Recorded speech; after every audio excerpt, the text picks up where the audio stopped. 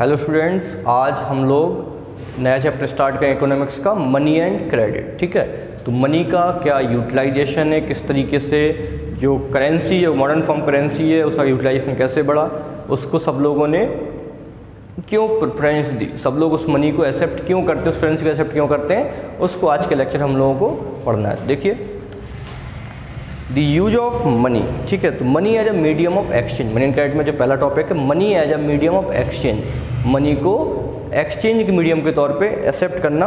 तो the use of money spends a very large part of our everyday life. ठीक है, तो money, the use of money spends यानी कि spend होता है, खर्च होता है a very large part of our everyday life, हमारी लाइफ के बहुत बड़े पार्ट में मनी का यूटिलाइजेशन है। ठीक है, look around you and you would easily be able to identify several transactions involving money in any single day। तो look around you, ठीक है, अपने आसपास आप लोग देखोगे and you would easily be able to identify several transactions, तो आप ऐसे हज़ार several ट्रांजेक्शन आइडेंटिफाई कर पाएंगे involving money in any single day. ठीक है, जो पैसे को एक सिंगल डे में ट्रांजेक्शन करने में कैसे यूटिलाइजेशन होता है उसको आप समझ पाएंगे। ठीक है, तो look around you and you would easily be able to identify, तो आप आसानी से आइडेंटिफाई कर पाएंगे several transaction involving money in any single day, बहुत सारे ट्रांजेक्शन जो एक सिंगल डे में होते हैं। Can you make a list of these, क्या आप इसका एक लिस्ट बना सकते हैं कि मतलब जो एक दिन में ट्रांजेक्शन, अरे बहुत सारे बना सकते हैं। हम किसी सामान को लेने गए, किसी को ट्रांजेक्शन किया, इस कोई चीज़ परचेज की, तो बहुत सारी ऐसी लंबी लिस्ट बन जाएगी। In many of these transaction, बहुत सारी इस ट्रांजेक्शन में goods are being bought and sold with the use of money, तो इस ट्रांजेक्शन में कई बार गुड्स मतलब सामान को हम क्या करते हैं, मनी की मीडियम से खरीदते हैं। ठीक है, मनी के यूज से हम उसको खरीदते बेचते हैं। In some of the transaction, कुछ ट्रांजेक्शन क्या होते हैं, service are being exchange with money, हमने क्या किया, जैसे हम बार से हमने बाल कटवाए, उसके बदले हमने पैसा दिए, तो उसने हमें कोई सामान नहीं दिया, उसने हमें सर्विस दी है, तो उस मनी से हम सर्विस को एक्सचेंज करते हैं। For some there might not be any actual transfer of money taking place now but a promise to may money later. ठीक है, कई बार ये होता है कि हम अर्जेंट बेस पे या एट इंस्टेंट बेस पे हम कोई भी उसको पेमेंट नहीं करते हैं, बाद में उसको पेमेंट करने का प्रॉमिस करते हैं, बहुत बार ये होता है। ठीक है, क्लियर। आगे देखिए, have you ever wonder why transaction are made in money, have you wonder why transaction, अब इस चीज़ को लेके आपको वंडर होगा, आश्चर्य होगा कि आखिर ट्रांजेक्शन के तौर पे मनी को क्यों यूज किया जाता है। The reason is simple, reason बड़ा आसान है। अ पर्सन होल्डिंग मनी, एक ऐसा पर्सन जो कि पैसा इसके पास है, जो मनी होल्ड करता है, can easily exchange it for any commodity और सर्विस दैट ही और सी माइट वांट। ठीक है, तो आखिर मनी को क्यों यूटिलाइज किया जाता है, मनी को ट्रांजैक्शन के तौर पे यूज क्यों किया जाता है, रीजन बहुत सिंपल है। अ पर्सन होल्डिंग मनी, एक ऐसा पर्सन जिसके पास पैसा है, can easily exchange it for any commodity, वो पैसे से किसी भी कमोडिटी को एक्सचेंज कर सकता है, उस पैसे को ले किसी कमोडिटी को ले सकता है या सर्विस को ले सकता है, दैट ही और सी माइट वांट, वो जो भी उसको चाहिए, जो भी सर्विस चाहिए, जो भी गुड्स चाहिए, उसको बड़े आसानी से उसको ले सकता है। Thus everyone prefer to receive payment in money and then exchange the money for things that we want।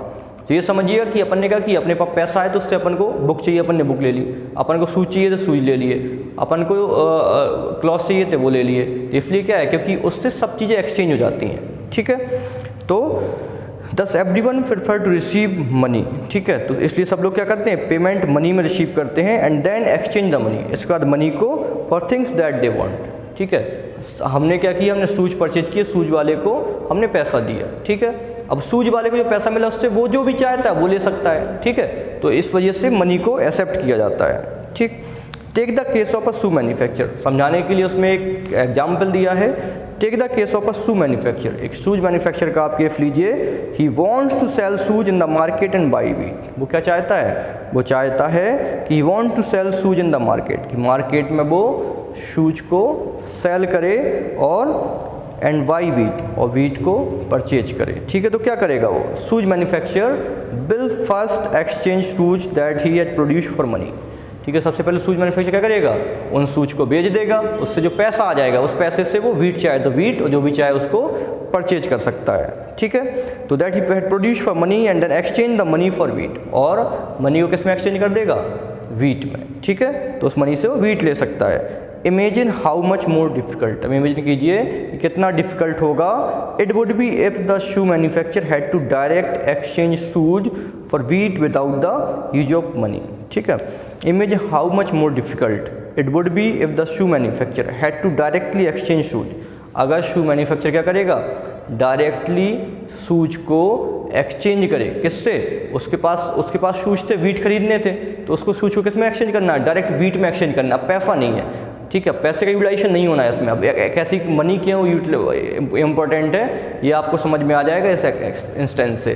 देखो एक बार फिर समझिए, उस केस में क्या दिया है कि अपन को क्या करना है, अपन लोगों को जो उसमें केस दिया है कि एक शू मैन्युफैक्चर वाले को वीट परचेज करना है, तो बड़ा आसान काम है, शूज वाले ने शूज को बेचे, पैसा आए, उससे वीट या फिर जो XYZ जो भी खरीदना चाहे खरीद सकता है। लेकिन अब उसको मनी का यूटिलाइजेशन नहीं करना है, तो शू मैन्युफैक्चर को क्या करना पड़ेगा कि how much more difficult it would be of shoe manufacture, shoe manufacture को डायरेक्टली अगर शूज को मैन्युफैक्चर करना, शूज को एक्सचेंज करना है बिना मनी के यूज के, तो he would have to look for a wheat growing farmer, तो उसको एक ऐसा वीट ग्रोइंग फार्मर देखना पड़ेगा who not only wants to sell wheat, जो ना केवल वीट सेल करना चाहता है but also want two by the shoes in exchange, even बदले में शूज भी चाहता है, तो उसको एक ऐसा देखना पड़ेगा, एक ऐसा वीट ग्रोइंग फार्मर देखना पड़ेगा जिसको वीट बेचना बदले में शूज ही चाहिए। अगर उसको और कुछ चाहिए होगा तो क्या करेगा, वो शूज क्यों परचेज करेगा।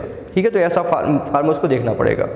That is both party have to agree to sell and buy each other community, मतलब यानी कि दोनों पार्टीज को सेम कम्युनिटीज को खरीदने बेचने को लेकर के एग्री होना चाहिए, और इसको बोलते हैं this is known double coincidence of wants. एक नंबर में आ सकता है double coincidence of wants, and double coincidence of wants में क्या है कि जब दोनों पार्टी एक दूसरे के गुड्स को एक्सचेंज करने के लिए एग्री हो, एक दूसरे को सामान खरीदने बेचने के लिए एग्री हो, तो उसको क्या बोल देंगे, double coincidence of want. What a person desire to sell, ठीक है, जो पर्सन क्या है सेल करने के लिए डिजायर है, exactly what the other wishes to buy, और एग्जैक्टली दूसरा खरीदना चाहता है इन अ बार्टर सिस्टम। जबकि बार्टर सिस्टम में, जिसको बार्टर सिस्टम बोलते हैं, बार्टर सिस्टम में system where goods are directly exchange without the use of money, ठीक है, जिसमें गुड्स का एक्सचेंज बिना मनी के यूज के होगा।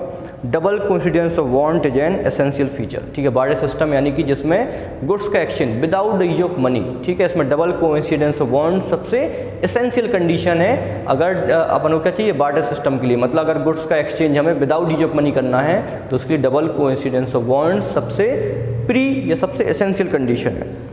इन कॉन्ट्रास्ट दूसरी तरफ इन एन इकोनॉमी, एक इकोनॉमी में where money is in use, जहाँ पे मनी यूज होता है, money by providing the crucial intermediate step eliminate the need for double coincidence of want. ठीक है, in contrast the in an economy, एक economy में जहाँ पे मनी यूज होता है, money by providing the crucial intermediate step eliminate the need for double coincidence of want. तो money की यूटिलाइजेशन से डबल कोइंसिडेंस ऑफ वांट्स की नीड थी, मतलब हमें एक ऐसा पर्सन देखना पड़ेगा जो हमारी चीज़ को खरीदना चाहता है, हम उसको वही चीज़ मतलब हम उसको वो चीज़ बेचना चाहते हैं। ठीक है, तो इसमें क्या है, इस चीज़ की रिक्वायरमेंट होगी, तो एक इकोनॉमी में जहाँ मनी यूटिलाइज होगा, मनी बाई प्रोवाइडिंग, तो मनी क्या है, एक क्रूशियल इंटरमीडिएट स्टेप है, तो मनी एक इसका काम करता है जिससे कि हमें डबल कोइंसिडेंस ऑफ वांट्स की आवश्यकता नहीं होगी, हमें एक ऐसे वीट ग्रोइंग फार्मर को नहीं ढूंढना पड़ेगा जो कि शूज परचेज करना चाहता है। ठीक है, कल मनी से क्या करेगा, वो एक्सचेंज करेगा, इसका कुछ भी परचेज कर सकता है। ठीक है, it is no longer necessary for the shoe manufacturer to look for a farmer who will buy his